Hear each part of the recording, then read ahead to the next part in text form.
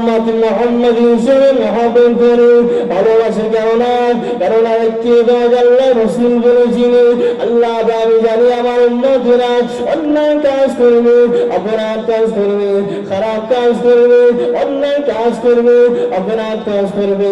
আল্লাহ আপনি যখন গজব দেবে একসঙ্গে গজব দেবেন না। আপনি যদি বাংলাদেশে গজব দেন অন্তত ভারতবর্ষকে একটু সময় দেবে।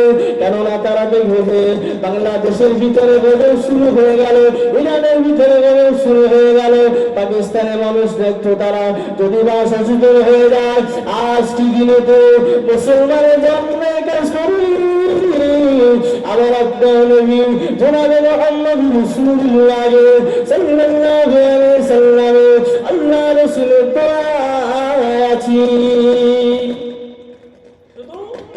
বিশ্ব নবী সাল্লাল্লাহু আলাইহি ওয়াসাল্লাম দোয়া চেয়েছিলেন যখন আপনি গজব দেবেন পার্শ্ববর্তী দেশে যখন দেবেন অন্তত তার পাশে আরো দেশগুলো একটু সুযোগ পাবে, অন্তত তারা যেন ভালো কাজের দিকে ফিরে আসে, অন্যায় কাজ থেকে বিরত রাখে, সৎ কাজে তারা যেন ফিরে আসে। তারপরেও তো দুনিয়ার বুকে দেখতেছি গজব হচ্ছে, ভূমিকম্প হচ্ছে, ভূমিধস হচ্ছে, কিন্তু পরিবর্তন হতে পারলাম না। পরিবর্তন হবে কখন হবে বলুন তো? যখন তিনটা হবে। তিনটা পর্যন্ত যখন শরীর আর চলছে না, শরীর আর টানছে না, চলছে না, ভার আর চলছে না, অকেজ হয়ে গেছে, একটা লাঠির দরকার, একটা লাঠির দরকার। লাঠি কানে সাথে নিয়ে ওই সময় যাবে, ওই সময় ইবাদত করবে, আল্লাহকে ডাকবে। সারা জীবন ফাঁকি মেরেছে লোকে, সারা জীবন ডাকাতি করলো, নেশাবান করলো, সুদ খেলো, মদ খেলো, ভাইয়ের বোনের হক নষ্ট করে দিল, আর শেষ বয়সে একটু ভাবতেছে যে অন্তত যদি লোকটাই একটু ধাক্কা যদি খেয়ে যদি একটু কিছু অতএব কিছু কিছু আছে দেখবে ছেড়ে দে বাবা, জীবনে যাই করো, একবার যদি অন্তত হজে যাও সব গুনাহ মাফ। কি করেছে? সুদের টাকা 2-4 লাখ টাকা সুদে লাগিয়ে দিয়েছে, 2-4 বছর পরে ফুলের টাকা 10-12 লাখ টাকা হয়ে গেছে, ওটাই নিয়ে হজে চলে গেছে, হজ করতে গেছে হাজি সাহেব। আবার হাজি সাহেব না বললে আবার আট করে কিছু কিছু মানুষ আছে, বিরাট বাবা লম্বা জামা ঝালন আছে, বুঝতে পারছেন? অতএব কাবায় শরীফে যাচ্ছে, কাবা মনে মনে করতে ঝাড়া এখানে এসেছিস কেন? আমার মনে হয় কোথায় কি লাইন ফল্ট হয়ে আছে, এরকম ভাবে ভিডিও মানে মিটার গুলো কেটে যাবে, এটা ডিস্টার্ব হচ্ছে। বাবা ওটা না, ওটা বলে কথা না, শর্ট করছে। অতএব কাবা ভাবতে ঝাড়া আসার দরকার নেই, আমাকে নিয়ে চলে যা, তুই আমাকে নিয়ে চলে যা, তারপরে গুনাহ মাফ হবে না। সুদের টাকা, বোনের হক মেরে, ভাইয়ের হক মেরে, এতিম বাচ্চার হক মেরে, ভাইদের হক মেরে হজ করতে গিয়েছে, কাজ হবে? কোনো কাজ হবে না।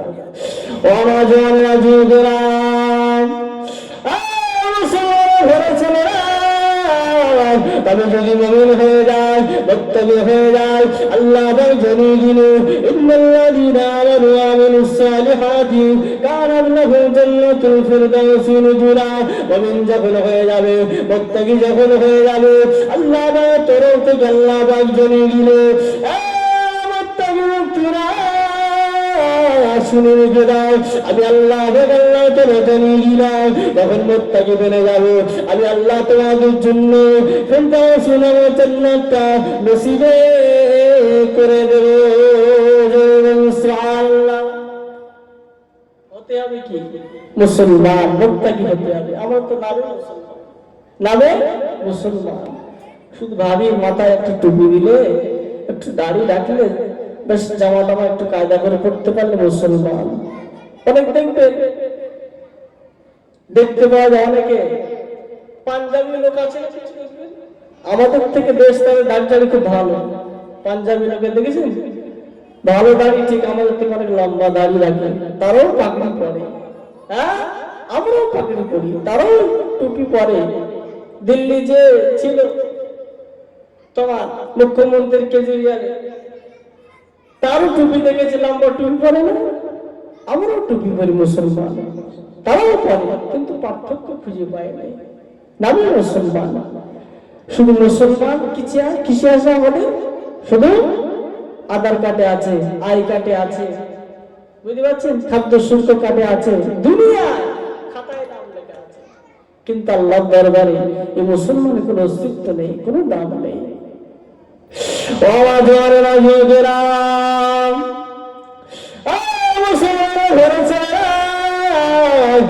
আজকে পরিপূর্ণ মুসলমান হতে পারতাম, যদি আজকে পরিপূর্ণ এবাদত করনেওয়ালা হতে পারতাম, তাহলে আমার হয়তো আমি নামাজ পড়ি, আমার বিবিটা নামাজ পড়তো, আমার ছেলেটা নামাজ পড়তো, আমার সন্তান সন্তান নামাজ পড়তো, কিন্তু না না না না, আমি এবাদত আরো বন্ধ করি, কিন্তু আমার ঘরেতে আমার সন্তান, আমার ছেলে, আমার মেয়ে, আমার বিবি, তারা ইবাদত করে না। আমি নামাজ পড়ি, এবার তোমার কথা বন্ধই করি, বিরাট হাজি সাহেব সাথে করি, ব্যাস নামাজ কামাই দিই না, কিন্তু আমার ছেলেদেরকে টাকা সুদে লাগিয়ে বসে আছে, দেখেন খবর নিয়ে। আমি নামাজ পড়ি, কিন্তু আমার ছেলে আরেকটা দেখেন খেলা করে বেড়াচ্ছে, আইপিএল খেলা টাকা লাগাচ্ছে।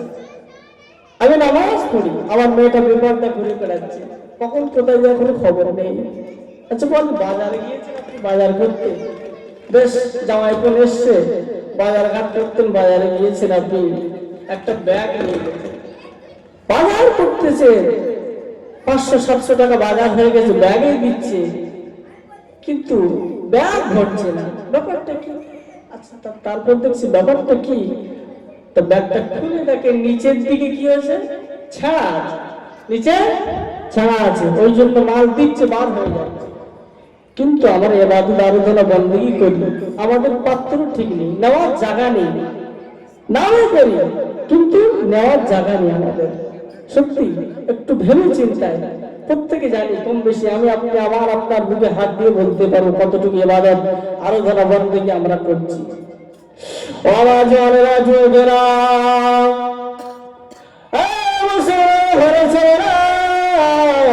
তবে দেখতে পাওয়া যায় এবাদের আরাধনা করি, কিন্তু আমার হাতটা স্টিদিনে পরিবর্তন করতে পারলাম না। এখন মুসলমানদের ঘরগুলো দেখতে পাওয়া যায় পাকা বাড়ি হয়ে গেছে, মুসলমানদের কাঁচা বাড়ি দেখতে পাওয়া যায় না, কিন্তু এখানেতে আগেকার সময় দেখতে পাওয়া যেত আবা বানাবেন ছিল, ঘরটা হয়তো পাকা ছিল না, কাঁচা ছিল, এইখানেতে মুসলমানের ঘরে গেলে শুনতে পাওয়া যেত, কিন্তু বর্তমান সময়ে একজন মুসলমানের ঘরে পাশ দিয়ে এদিকে দিয়ে যাওয়া হয়, রাত 10টার সময় 8টার সময় দিয়ে যাওয়া হয়, এই মুসলমানের ঘরে দেখতে পাওয়া যায় শুনতে পাওয়া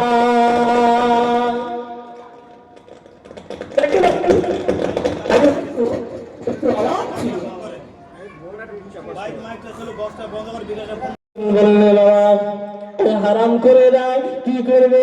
হারাম পয়সা অর্জন করে নামাজ পড়বে, নামাজ পড়তে গিয়ে টুপি কেনা লাগে, আপনার জামা কেনা লাগে, একটা লুঙ্গি পোশাক আশাক কেনা লাগে, ওই পয়সা দিয়ে আপনি কিনলে, কিন্তু আপনি ভাবলেন না পৃথিবীর বুকে আফজলে বাদাত এবাদত ইসলাম, যে বাদাত বন্ধ করবে ওই আমার এবাদত বন্দগিটা স্পষ্ট হচ্ছে কিনা একটা বার ভাবলাম না, কিন্তু না না না না, বান্দা যদি এইভাবে ইবাদত আর বন্দী করে, ওর ইবাদত আর বন্দী আল্লাহর দরবারে কবুল হবে না।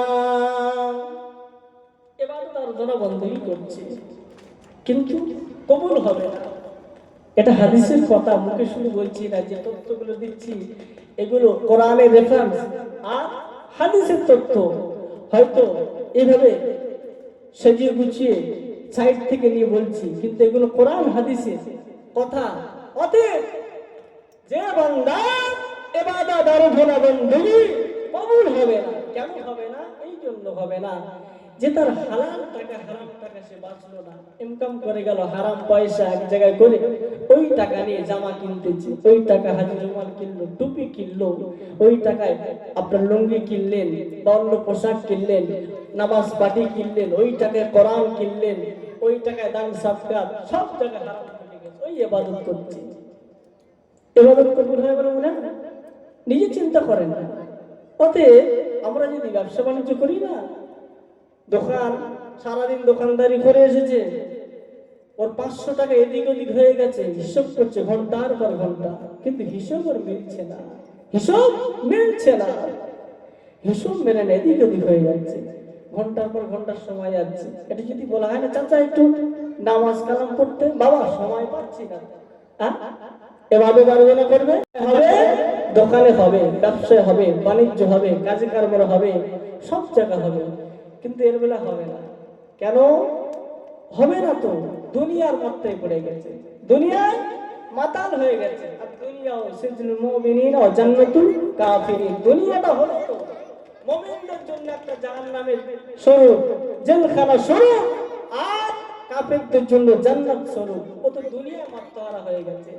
কেন নিশ্চিত জানে শয়তান যেদিন জান্নাত থেকে বার হয়েছে সেদিন কিন্তু 5টা দাবি করেছিল আল্লাহ, যে আমি বার হয়ে যাব, অন্তত আমার কিছু দাবি আছে মেনে নিতে হবে। কি দাবি গুলো?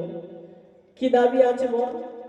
বলে দাবি আছে, প্রথম নম্বর হলো যে মানুষদেরকে আমি ধোঁকা দেব, মানুষদের ধোঁকা দেব। বলে তোর দাবি আমি মেনে নিলাম, যা ধোঁকা দেব, কোনো অসুবিধা নেই। ধোঁকা দেওয়ার পরে আল্লাহ পাক বলছে তুই আমার থেকে খুব চালাক, বান্দাদের ধোঁকা দিবি, ঠিক আছে, দাবি তো প্রথম নম্বর করলি, এখন 4টে বাকি। তবে তুই এটা কিন্তু জানিস না যে বান্দা ধোঁকা দিবি, আমি আল্লাহ আমার কাছে যদি দোয়া চাই, ক্ষমা প্রার্থী হয়, আমি আল্লাহ কিন্তু মাফ করে দেব, মাফ করে দেব। তবে একটু হারামের সঙ্গে বলছে, একটু টাচ দিন, ঠিক বুঝতে পারবেন, মাফ করে দেবে। শয়তান ওই সময় বলে আল্লাহ এত কষ্ট করে তাদের অন্যায় কাজ, খারাপ কাজ, অপরাধ কাজ, এই কাজগুলো তাদের দিয়ে করাবো, আপনি মাফ করে দেবেন, তাহলে আমার কি লাভ হবে? কোনো লাভ হবে না। বলছে এর বেশি আমি কিছু করতে পারবো না, তুই কি করবি করে যা, আমি মাফ করে দেব। অতএব শয়তানের চাল ছিল যে বান্দা অন্যায় কাজ করবে, হারাম কাজ করবে, খারাপ কাজ করবে, কিন্তু মাপ চাইতে দিলে হবে না। কাজ কি? মাপ যেন না চাই। মনে করি রমজান মাস এই তো গেল, রমজান মাস, গ্রামে একটু টাকাওয়ালা লোক মোড়ল, বুঝতে পারছেন, ইফতার দিয়েছে, মানে হারাম ব্যবসা করে, ইফতার দিয়েছে। কিছু মানুষ ভাবতেছে যে সারাদিন রোজা রেখে আর এই সুদের টাকা, হারামের টাকা দিয়ে ইফতার করবো, কেরম একটা না, আমরা ইফতারে যাবো না। ওই মানুষটা ইফতারের পরে বলে আবার, হারা আমার ইফতারে আসলে না কেন, এটা তোমরা বলো। ও জানে না ওর ইফতারে কেন যায় না। শয়তান তো এটাই চায় যে তুই হারাম কাজ করিস, অন্যায় কাজ করিস, অপরাধ কাজ করিস, তোর টাকাটা হারাম, সুদ খাস, খবরদার এটা যেন স্বীকার করবি না, তুই স্বীকার করবি না, তাও তো আল্লাহ মাফ করে দেবে। ওই জন্য হারাম করে কি বলে যে আমার ইফতার খেলে না কেন বলে। বলেন শয়তান কেমন মগজ ধোলাই করেছে যে বলতেছে আমার ইফতার কেন খাই নাই, তো হারাম টাকা ইফতার দিচ্ছি, এটা তো স্বীকার করবে না। কেন? শয়তান তো ওর মাথায় তো দুনিয়াদারি চাপিয়ে দিয়েছে যে সেটাই করবে। ওরা জোরে জোরা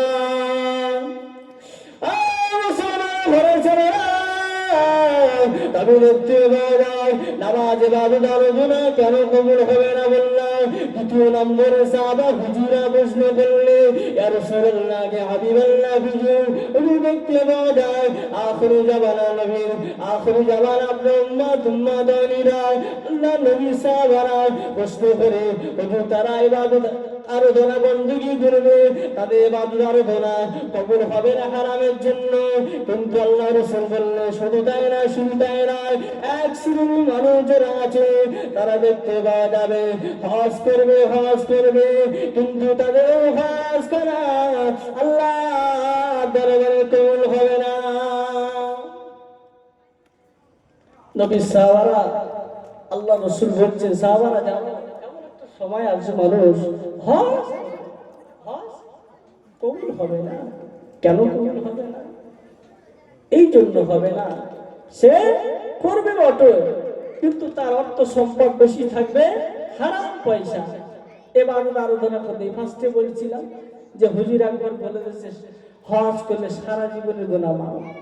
হারাম টাকা নিয়ে হজ করতে যায়, এই জন্য তো বলেছে মনে মনে কথা বলে মনে হবে সারা জীবন ভাইয়ের হক বোনের হক মেনে হজ করতে গেলে হজ কোনো রকম ভাবে কবুল হবে না। আল্লাহ রসুল বললেন এই জন্যই কবুল হবে না।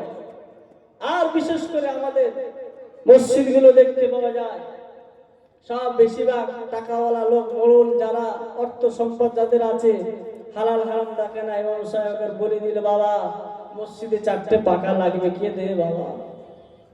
কেউ তো বলছে না, সব খেটে খাওয়া দিন মজুরি লোক যার হারাম টাকা আছে সে হাত তুলে বসে বাবা কোনো অসুবিধা নেই, 4টা পাকা আমি দিয়ে দেবো, আমি একাই 4টে পাকা দেবো, কোনো অসুবিধা নেই।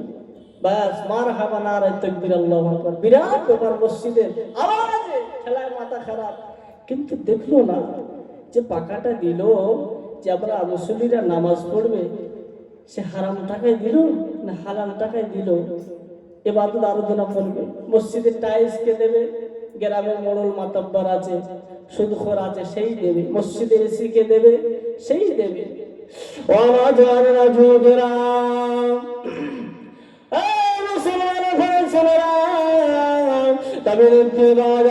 আল্লাহ রাসূল বললেন মসজিদের ভিতরে ইবাদত করবে, মসজিদ গুলো আলিশান হবে। শুধু তাই না 2তলা 3তলা তৈরি হয়ে যাবে, মসজিদে গুলো টাইলস হয়ে যাবে, মসজিদের ভিতরে দেখতে পাওয়া যাবে এসি বসে যাবে, সুন্দর চাকচিক্য হয়ে যাবে। কিন্তু না না না না, ওই মসজিদের ভিতরে দেখতে পাওয়া যায় মুসলমান ইবাদত আরো বন্দি করবে, কিন্তু ইবাদত আরাধনা বন্দি কবুল হবে না। কেন হবে না? কেন হবে না? বর্তমান সময়ে মসজিদ আমরা যখন সেখান তৈরি করে নি, একটা বার ভাবলাম না মসজিদের জায়গাটা কে দিয়েছে? মসজিদের তৈরি হবে কার টাকা দিয়ে হবে? হালাল টাকা না হারাম টাকা? মসজিদের ভিতরে দেখতে পাওয়া যায় আমাদের মসজিদের ভিতরে টাইলসটা আছে লাগানো, ওই পয়সাটা কে দিয়েছে? পাকা 4টে গুচ্ছে অর্থ কে দিয়েছে? তাই দেখতে পাওয়া যায় মুসলমান বর্তমান সময়ে মসজিদের ভিতরে হালাল হারাম চলে গেছে। এই জন্য এদের ইবাদত আর বন্দেগী আল্লাহর কাছে কবুল হবে না। নামাজ পড়ি, ইবাদত আর বন্দেগী করি, চলছে, কিন্তু ভাবিনি যে কোরআন অনুযায়ী নবীর সুন্নাত অনুযায়ী কিভাবে চলবে, কারা দায়িত্ব নেবে, কারা পাবে? দেখবেন মসজিদ দায়িত্ব বেশিরভাগ মসজিদে দেখেন দায়িত্ব কারা? যে কোনো দিন মসজিদের পাক সম্পর্কে জানে না, সে মসজিদের সেক্রেটারি। যে এখনো পর্যন্ত দেখতে বা সাদা দাড়িতে কলম লাগায় কালো, সে মসজিদের ক্যাশিয়ার। যে মসজিদে ঢোকে না সেই মসজিদের সভাপতি। মসজিদ আছে বলে মনে হয়, হ্যাঁ? সভাপতিকে বড় সুদখোর গ্রামের সেই, কেননা পয়সা দিতে পারবে, ওর অর্থ সম্পদ আছে, ওর অর্থ সম্পদ আছে, ও দিতে পারবে, এদিক ওদিক হয়ে গেলে ম্যানেজ করে নেবে। এরাই তো দায়িত্ব আছে, কিন্তু দায়িত্ব সুন্নাত তরিকা নেই, কোরআন অনুযায়ী নেই, হাদিস অনুযায়ী নেই। যদি থাকতো মসজিদের ভিতরে আমাদের ইবাদত আর বন্দেগী নিশ্চিত আল্লাহ কবুল করতো। কেননা চাচা নামাজ পড়ে পড়ে 40 বছর 50 বছর হয়ে গেছে, হাত তুলে কাঁদতেছে, আল্লাহ গাড়ি চাই, বাড়ি চাই, অর্থ চাই, সম্পদ চাই। চাচা কত বছর দোয়া করছে, নামাজ পড়ছে, বলে বাবা প্রায় 50-60 বছর হয়ে গেছে, দোয়া চায়, দোয়া কিন্তু কবুল হয় না। দোয়া চায় কিন্তু কবুল হয় না। দোয়া তো কবুল হবে, সেই পরিস্থিতি আসতে হবে। অনাজার যুগেরা মুসলমান ঘরে চলে না, যায়, তবে বর্তমান সময়ে দেখতে পাওয়া যায় দোয়া কেন মুসলমানদের কবুল হয় না। হারাম ঢুকে গিয়েছে, আমাদের কথা জবানের দাম ঠিক নয়, আমাদের জবান ঠিক নয়, আমাদের বিপদ কিল্লে পড়ে আছে, ঘরে হারাম ঢুকে গিয়েছে, মসজিদের ভিতরে হারাম ঢুকে গিয়েছে, ব্যবসার ভিতরে, দোকানপাটের ভিতরে। তবে এই জন্য মুসলমানদের আজকে দিনে এবারে আরাধনা বন্দেগী কবুল হয় না। তারা পৃথিবীর বুকে মুসলমানদের উপরে এত দানিজ্যিত হয়, নিপীড়িত হয়, মুসলমান দোয়া করে, দোয়া কেন কবুল হয় না?